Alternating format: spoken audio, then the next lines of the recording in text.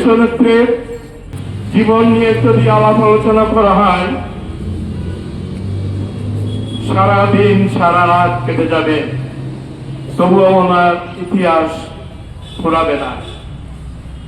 আজকে দেশনেত্রী বেগম খালেদা জিয়া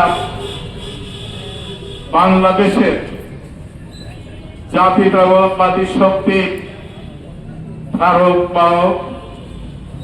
উনি দৃষ্টান্ত রেখে গেলেন বাংলাদেশের জাতীয়তাবাদী শক্তির কাছে। এই জাতীয়তাবাদী শক্তিকে কোন রকমের নস্বাত দায় সেই নির্দেশনা উনি দিয়েছেন আমাদেরকে। আজকে আমরা যারা এখানে উপস্থিত হয়েছি, আমি বিশেষ করে শাসা থানা বিএনপির প্রেসিডেন্ট সেক্রেটারির কাছে বিনয়ের সাথে একটি আমি প্রস্তাব রাখব, বেগম জিয়ার জন্য একটি বড় আকারের দোয়া অনুষ্ঠান করতে হবে। বেগম খালেদা জিয়া একজন মহিলা, কিন্তু আমরা দেখেছি যে উনি কত দেশের জন্য, জাতির জন্য, বাংলাদেশ জাতির জন্য কতটা শক্তিশালী একজন মহিলা ছিলেন। আমরা প্রমাণ পেয়েছি যে উনি কখনো কোনোদিন অন্যায়ের সাথে আপোষ করেন। আমরা প্রমাণ পেয়েছি যে উনি এতটা দেশপ্রেমিক ছিলেন যে কখনোই দেশের বিরুদ্ধে যারা কাজ করেছে উনি তাদের সাথে কখনো আপোষ করেন নাই। উনি এই দেশের গণতন্ত্র রক্ষা করার জন্য উনি রাজপথে আন্দোলন করেছেন। একজন মহিলা মানুষে তাদের ছোট ছোট সন্তানদেরকে বাড়িতে রেখে উনি রাজপথে এই বাংলাদেশের জনগণের জন্য আন্দোলন সংগ্রাম করেছেন।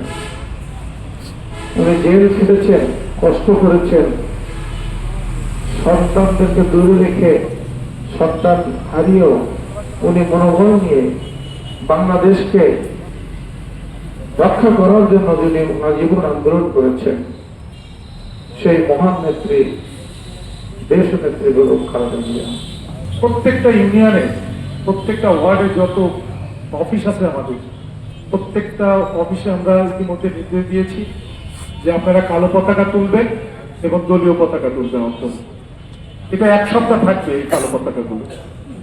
এবং প্রত্যেকটা অফিসে এতিমদের নিয়ে কোরআন খতম করতে হবে, এটা আমাদের নির্দেশ উপর থেকে। আল্লাহর রহমতে ইতিমধ্যেই আমরা প্রত্যেকটা অফিসেই আমরা কোরআন খতম করতে পেরেছি, আলহামদুলিল্লাহ। আজকে আপনারা জানেন যে আজকে উনি দীর্ঘদিন হসপিটালে ছিলেন, অসুস্থ ছিলেন। আমরা বাংলাদেশের মানুষ ওনার জন্য দোয়া করেছে যে ওনাকে যেন আল্লাহ হায়াতে তৈবা দান করুক, কিন্তু আল্লাহ পাক আজকে তাকে দুনিয়া থেকে বিদায় করে নিলেন। ঠিক সেই সময়, যে সময় আমাদের নেতা জনাব তারেক রহমান বাংলাদেশে আসলেন, আজকে বাংলাদেশের মানুষ অভিভাবক হারালো, আমরা এতিম হয়ে গেলাম। আপনারা সকলে দোয়া করবেন তার জন্য, মন ভরে দোয়া করবেন যে আল্লাহ যেন তাকে সর্বোচ্চ জান্নাত দান করুক। আর আমাদের নেতা জনাব তারেক রহমান দেশে এসছেন, আল্লাহ যেন কোনো নিরাপত্তার মধ্য দিয়ে ওনাকে রাখেন। এবং আজকে এই জিয়া পরিবারের বিরুদ্ধে শুধু ষড়যন্ত্র, এই তারেক রহমানের বিরুদ্ধেও ষড়যন্ত্র শুরু হয়েছে। আপনারা দোয়া করবেন যেন ষড়যন্ত্র মোকাবেলা করে আমাদের মাঝে থেকে বাংলাদেশকে সুন্দরভাবে উনি যেন পরিচালনা করতে পারে। আমরা সকলে তার জন্য দোয়া করব। আর একটি কথা, আপনারা যারা এখানে আছেন, যাদের এলাকায় মহল্লায় যাদের মসজিদ আছে, প্রত্যেকটা মসজিদে ইমাম সাহেবকে বলবেন ওনার জন্য হাত তুলে আজকে মাগরিবের নামাজের পরে হোক, তারপর এশারের নামাজের পরে হোক, সকলে যেন প্রত্যেকে যার যার মসজিদে দোয়া করবেন তার জন্য, যেন আল্লাহ পাক তাকে ইয়ে করে। আমাদের ইতিমধ্যে আমাদের জেলা থেকে বলেছে যে মসজিদে মসজিদে দোয়া করতে ওনার জন্য, আপনাকে দোয়া করবেন তার জন্য। আর আমরা আমাদের সভাপতি এবং আমাদের প্রধান উপদেষ্টা ওনাদের আলোচনার পরে আমরা পতাকা উত্তোলন করব, আপনারা সবাই থাকবেন। আর ওনার জানা যায়, আপনারা যারা ঢাকায় যেতে চান আপনারা যেতে পারেন, কারণ কি আপনি ইতিহাসের সাক্ষী হয়ে থাকবেন যদি ওনার জানাজা উপস্থিত থাকতে পারেন।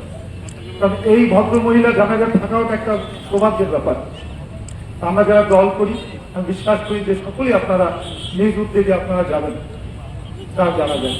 আপনাদের জ্ঞাতার্থে জানাচ্ছি যে আমাদের নেত্রী বেগম খালেদা জিয়ার জন্য আমরা শোক বই এখানে পার্টি অফিসে আমরা শোক বই ওপেন করেছি, খুলেছি। এই শোক খাতাটি বা বইটি এখানে থাকবে। আপনারা যারা মনে করেন আপনারা তার প্রসঙ্গে যদি কথা লিখবেন, সেটা আপনারা সকল সময় এটা ওপেন থাকবে, আপনারা সকলে এটা লিখে যেতে পারেন। আপনাদের মনে কথা একটা লাইনও যদি লিখেন সেটা লিখে যাবেন। আরেকটি কথা হলো যে আমাদের